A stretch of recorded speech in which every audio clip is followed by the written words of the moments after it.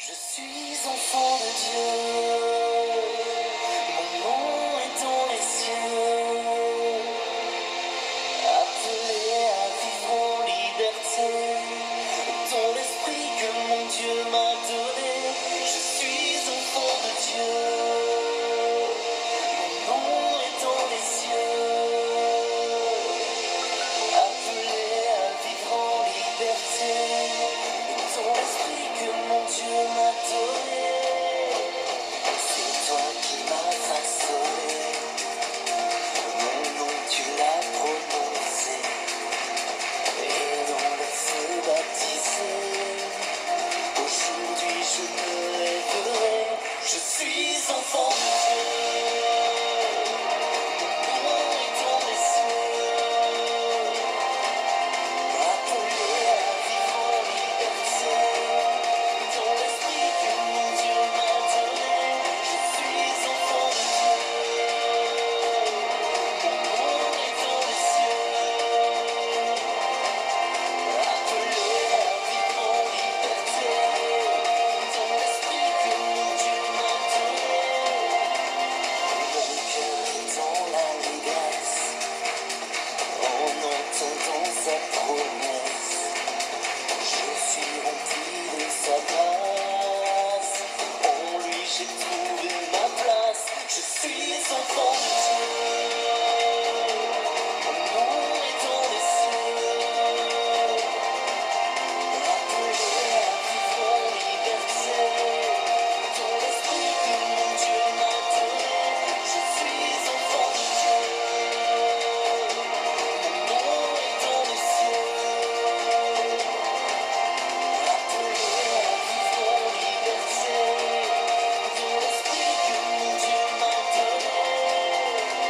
C'est un chant de liberté qui dans mon cœur est monté.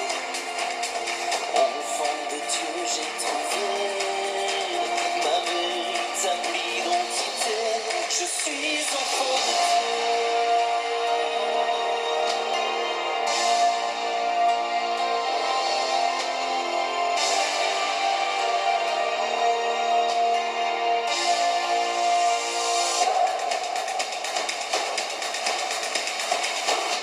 Je suis enfant de Dieu,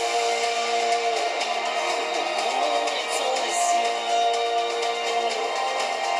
appelé à vivre en liberté, dans l'esprit que mon Dieu m'a donné. Je suis enfant de Dieu, mon nom est dans les cieux, appelé à vivre en liberté, dans l'esprit que mon Dieu m'a donné.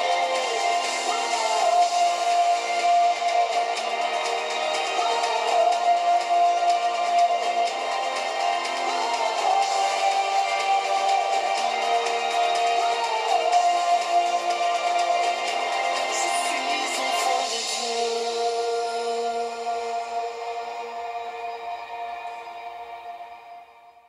La lecture de ce jour est tirée du chapitre 5 de l'Évangile selon saint Matthieu. En ce temps-là, voyant les foules, Jésus gravit la montagne. Il s'assit, et ses disciples s'approchèrent de lui. Alors, ouvrant la bouche, il les enseignait. Il disait : « Heureux les pauvres de cœur, car le royaume des cieux est à eux. Heureux ceux qui pleurent, car ils seront consolés. Heureux les doux, car ils recevront la terre en héritage.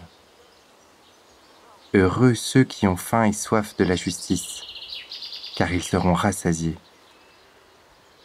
Heureux les miséricordieux, car ils obtiendront miséricorde. Heureux les cœurs purs, car ils verront Dieu. Heureux les artisans de paix, car ils seront appelés fils de Dieu. Heureux ceux qui sont persécutés pour la justice, car le royaume des cieux est à eux. Heureux êtes-vous si l'on vous insulte, si l'on vous persécute, et si l'on dit faussement toutes sortes de mal contre vous à cause de moi. Réjouissez-vous, soyez dans l'allégresse, car votre récompense est grande dans les cieux. Ce très beau texte connu sous le nom de Béatitude est présenté comme le véritable commencement de la prédication de Jésus. Ce qu'on remarque d'abord, c'est qu'il y a 8 fois heureux. Donc l'évangile, la bonne nouvelle, c'est un chemin de bonheur et de joie. Ce n'est pas se rendre malheureux en tout pour hériter le paradis. L'évangile, c'est la joie et la joie 8 fois. Ensuite, on remarque qu'il y a 4 béatitudes dites positives, être doux ou humble, être miséricordieux, c'est-à-dire plein d'amour, avoir le cœur pur et procurer la paix, et 4 béatitudes dites négatives pour les pauvres, ceux qui pleurent, ceux qui ont faim et ceux qui sont persécutés. Les 4 béatitudes positives ne posent pas beaucoup de problèmes, elles indiquent en fait le chemin de l'Évangile. La douceur ou l'humilité. Matthieu au chapitre 20, versets 25 et 26, nous rappelle ce qu'a dit Jésus. Vous savez que les chefs des nations les tyrannisent et que les grands les asservissent. Il n'en sera pas de même au milieu de vous, mais quiconque veut être grand parmi vous, qu'il soit votre serviteur. La miséricorde, en français courant, c'est l'amour. L'amour est le maître mot de l'Évangile et c'est finalement tout ce que Dieu nous demande. Saint Jean au chapitre 15, verset 12, cite cette parole de Jésus. « C'est ici mon commandement, aimez-vous les uns les autres comme je vous ai aimés. » La pureté de cœur n'a rien à voir avec le sentiment. Dans la Bible, le cœur, c'est le centre de notre vie, ce à partir de quoi on décide et oriente toute sa vie. L'important donc, c'est de bien choisir le cœur de sa vie, ce à quoi on croit et ce sur quoi nous voulons la construire. Et enfin la paix. Dieu est la source de paix pour celle ou celui qui le lui demande. Cette paix, nous devons la demander pour nous-mêmes en premier, car nous ne pouvons donner aux autres que ce que nous avons. Nous pouvons observer que toutes les béatitudes se rapportent à ce que nous pouvons faire et non à ce que nous subissons. En fait, notre bonheur ne dépend tant de chance ou malchance que nous avons que de notre attitude dans la vie. Jésus ne dit pas « heureux ceux à qui on fiche la paix », mais « heureux ceux qui procurent la paix ». Il ne dit pas « heureux ceux qui sont aimés », mais « heureux ceux qui aiment ». Les 4 béatitudes négatives sont plus compliquées. Il y a une interprétation à éviter qui serait de dire qu'il faudrait être malheureux, pauvre, persécuté, pour hériter dans l'autre monde une sorte de compensation. Être malheureux sur terre pour être heureux dans le paradis, c'est faux. Donc, il faut croire que même si on pleure, on peut voir une sorte de bonheur qui est au-delà du fait d'être dans le deuil ou dans la fête. Et être pauvre n'est pas en soi un obstacle pour être heureux. D'ailleurs, nombreux sont les saints reconnus officiellement par l'Église qui ont choisi de vivre pauvres matériellement. Car il ne s'agit pas de situation matérielle mais spirituelle. Le fait d'être riche ou pauvre n'a rien à voir avec le royaume de Dieu. En ce qui concerne le bonheur, c'est l'état d'esprit qui compte. Heureux est celui qui a un esprit de pauvreté. C'est-à-dire que même s'il a beaucoup d'argent, il sait qu'en fin de compte, il ne possède rien pour l'éternité. Et que les possessions ne sont que des choses temporaires. Il y a au contraire certains pauvres matériellement qui ont un esprit riche. Ils ont peu mais s'y accrochent, ne veulent pas partager, ne rien donner. Cependant, Jésus nous a mis en garde par rapport au désir d'être riche. Il savait que l'appât du gain pousse à en vouloir toujours plus. Se savoir pauvre, spirituellement, c'est savoir qu'on n'a pas tout et qu'on a toujours besoin d'apprendre. Ainsi, on a besoin des autres et de Dieu aussi. Et enfin, ce qui compte dans la vie, c'est d'être dans une dynamique, avoir faim et soif de justice.